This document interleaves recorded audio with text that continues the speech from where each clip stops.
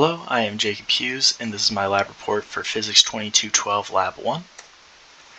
The purpose of this lab was to use a model to show how point charges interact with one another. This was done using two pieces of cellophane tape, and the principles used in this lab were Coulomb's law, Newton's second law. The results of this lab were that the pieces of tape repelled each other and had a positive charge of 1.02 times 10 to the negative 8 coulombs. The assumptions made before starting the experiment were that the two pieces of tape would have roughly the same charge, the two pieces of tape could be modeled as point charges, and that air resistance was negligible in the calculations. Again, before starting the experiment, we had to define system and surroundings. The system was found to be tape B as seen in figure 4 on the right, and the surroundings were found to be everything else in the environment, including tape A, also seen in figure 4.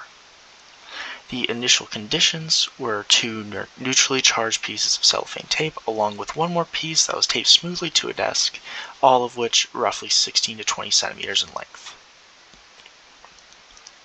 The procedures that were taken in this experiment were to place one of the pieces of tape directly on top of the piece that was applied to the desk, ensuring that the surface was flush and had no wrinkles. Then, to quickly remove the piece of tape that was just applied without also removing the piece of tape underneath it. This would charge the piece of tape by transferring electrons from one piece of tape to the other.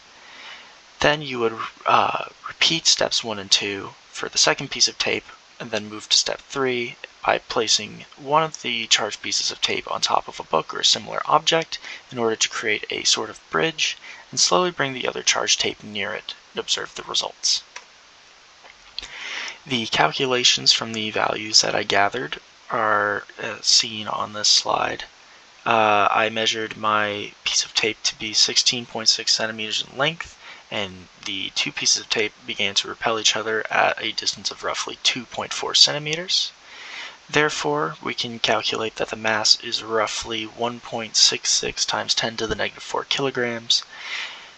We plug this into our force due to gravity by multiplying the acceleration due to gravity by our mass that we just calculated, and that gives us a value of negative 1.63 times 10 to the negative 3 newtons.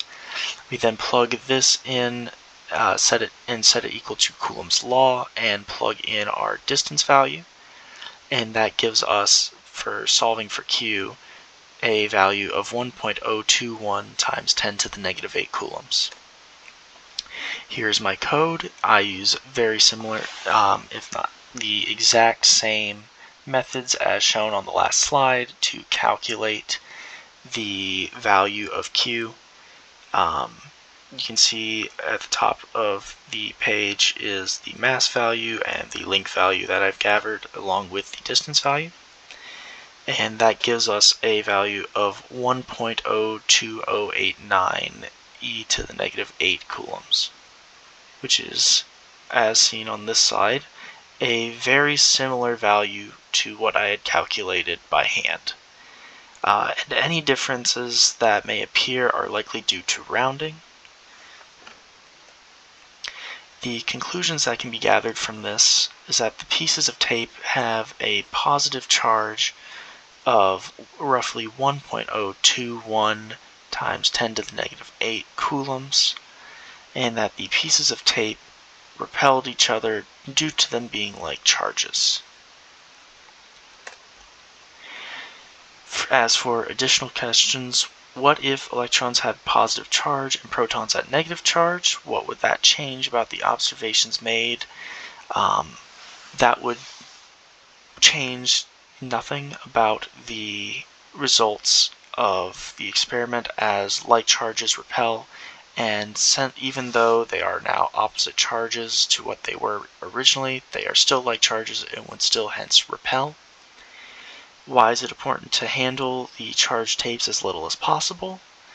The reason it is important to handle these tapes as little as possible is because your hands are a neutrally charged object, and thus when they come in contact with the tapes will cause electrons to move to the tapes and cause the tapes become neutrally charged as well.